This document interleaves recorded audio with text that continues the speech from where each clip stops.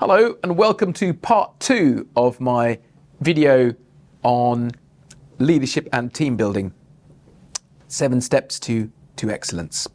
In part 1, we defined leadership. We looked at different definitions because the word means different things to different people. We grounded the whole subject of leadership and team building in, well, we noted the importance of grounding the subject and the topic when being discussed or studied in a context relevant to the one that one is operating in. So, as I mentioned in part 1, if you're watching this video, chances are you work in banking and finance. So we have to remember we work in an office. We deal with customers face to face. We work on the phone or in an office or at the customer's site. But ultimately, that's the environment we work in. It's office work dealing with customers. That's what banking ultimately is. So we want to be relevant to that environment. In part 2, I'm going to go through a 7-step guide on what I think would help build good, effective teams, good teams, and and demonstrate, therefore, as a result, genuine leadership. And it's based on a personal experience of mine, not just working in the city, but a personal experience on one specific occasion.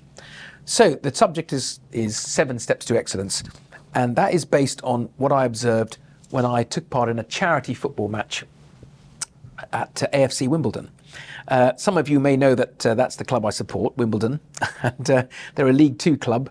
For a while they were a League 1 club, but they're now in League 2 of the UK, of England's professional football league. And 10 years ago, they were managed by Neal Ardley and Neal Cox. He was the assistant manager or the deputy manager. And there was a charity match. So the charity match was between the Wimbledon coaching staff and former players, and the other team was essentially sponsors, club sponsors. It was a bit of fun, really. But I got to see how these two gentlemen, Neal Ardley and Neal Cox, actually led a team firsthand. I got to observe it, and that was a revelation for me. I was only on the pitch for about 40 minutes, but it's not an exaggeration to say that I probably learnt more about effective leadership and team building just by observing the way these two gentlemen played on the pitch and shouted instructions or spoke to their players on their team. I probably learnt more just in those 40 minutes than I had in countless hours attending leadership and team building offsites delivered by consultants, listening to speeches and lectures from experts in this field, or from fields outside of banking. I probably learnt more in those 40 minutes than I did anywhere else. And that's what I've called 7 steps to excellence. So 7 steps to success. First of all, and this is just simply based on my observation of Neal Ardley and Neal Cox in that charity match. Gosh, that's nearly 10 years ago now. Step number 1, treat everyone as equals in the way one speaks to them and communicates instructions. Both Mr. Ardley and Mr. Cox, they didn't vary the manner in which they spoke to individuals in the team. Whatever their ability or their familiarity with that person or the position they were playing in, they delivered instructions in exactly the same way to everyone. Now that inspired me because it showed that they were treating everyone as exactly the same, that there was no differentiation. They spoke in a personable way, whether it was shouting instructions or simply just saying something, in exactly the same way to everyone on the team, irrespective of their background or their familiarity with them as individuals. So I really liked that. Lead by example. Now, we have seen this before. This is nothing new. You will have heard before, lots of people say we must good leaders lead by example. Don't ask someone to do something that you wouldn't do yourself, or equally haven't done yourself and have demonstrated doing it well in the past or even present. So lead by example. I could see that they put the effort in, that when they would shout track back, they themselves tracked back. When they said, they gave a particular instruction, remember we're talking about football here, but the same applies anywhere. When they said a particular instruction, whether it could be something simple like goal side or track back, they would do the same. So they themselves did everything that they were asking their team to do. Again, I love that. Step number 3, provide continuous encouragement.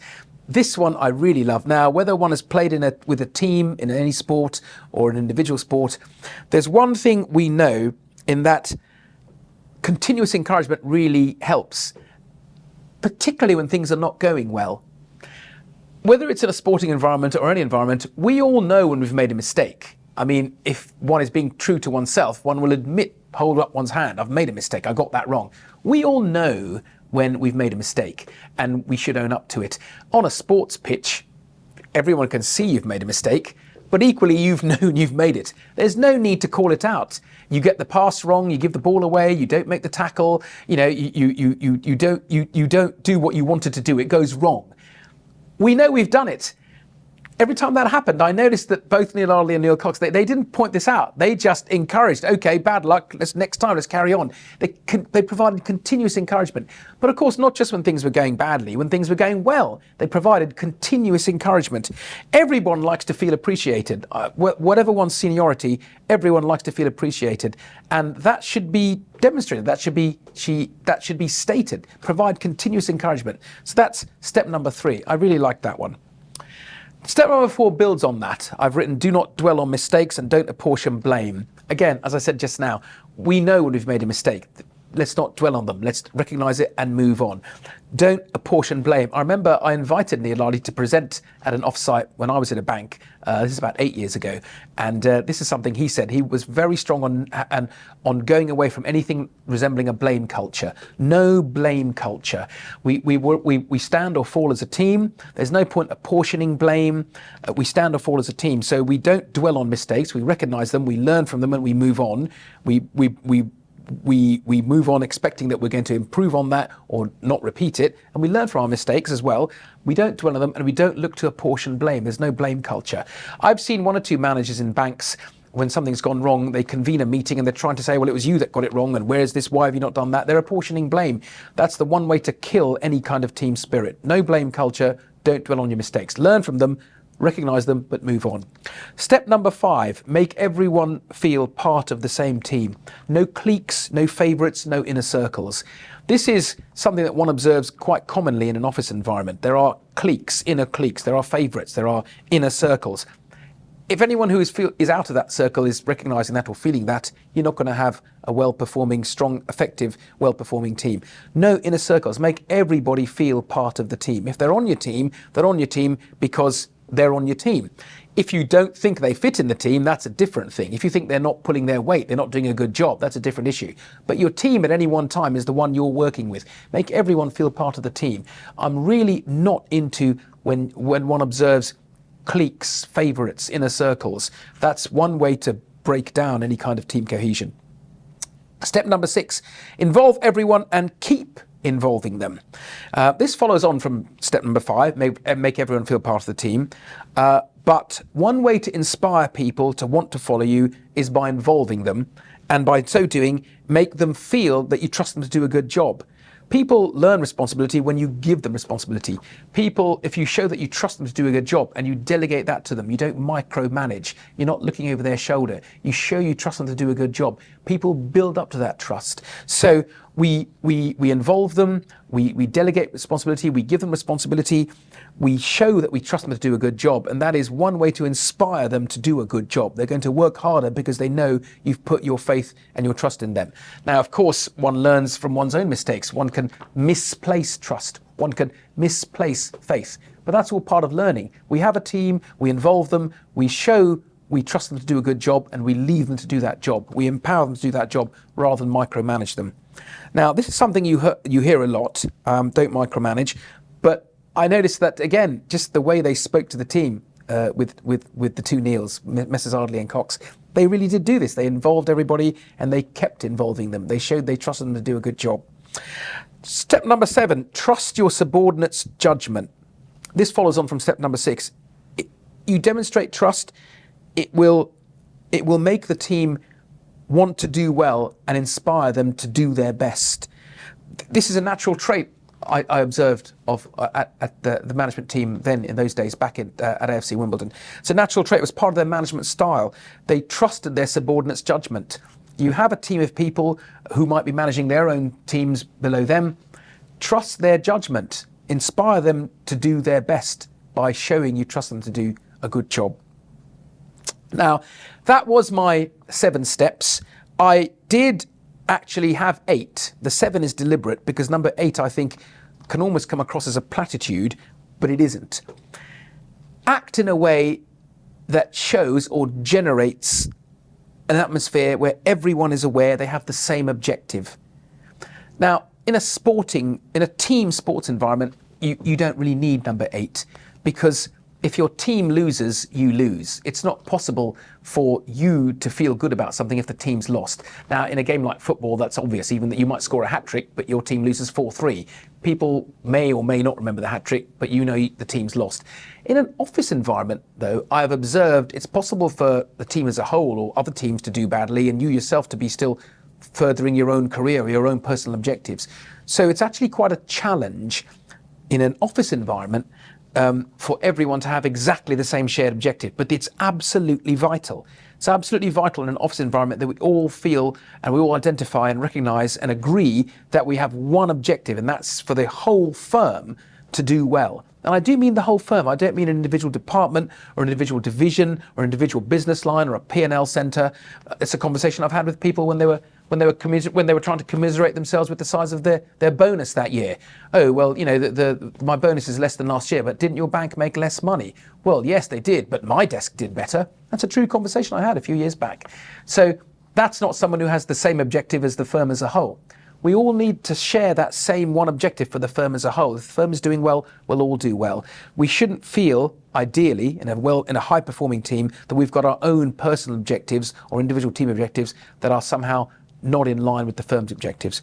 So this one I kept out of my 7 steps because I thought it was more relevant to a office environment than a team sport environment, but I guess it would probably apply everywhere.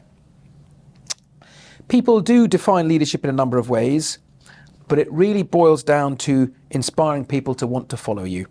As long as managers in an office environment are able to pay a higher salary to attract staff, ultimately you would be able to always attract staff because you can always pay them a higher salary compared to the other job they're looking at. But in an ideal world, the true leader is one that inspires individuals to want to work with them and for them in their team. And the salary is less of an issue than the fact that one is working for a great leader. Okay, that's my 7 steps to excellence. I'm going to finish with a checklist appropriate to an office environment for effective leadership and team building. And this is additional to what I've been saying. It makes the wheels of commerce, so to speak, operate more smoothly. First of all, minimize process and bureaucracy. Don't say 300 words when 10 will do. Let's try and speak as clearly and openly and transparently as possible and minimize process and bureaucracy. Secondly, I should have put this first actually, be courteous, polite and respectful to everyone at all times. This is irrespective of the seniority of the person one is dealing with. Courtesy, what I like to call common courtesy, should be extended to everyone because in essence we should treat people how we want to be treated ourselves. Actually, that was another quote from Neal Ardley when he did that presentation for us a few years back, as well as no blame culture. No blame culture. One of the things he said was, always speak with individuals how you would wish to be spoken to. And there's no reason to depart from that. It's a philosophy of mine. I will extend the same courtesy to everyone I'm dealing with or speaking with, irrespective of their position, whether you're the chair of the board or you work in the post room or anything in between. It doesn't matter. You're all equal, valid members of the team, and I'm going to speak to you in exactly the same courteous way that I would wish to be spoken to myself.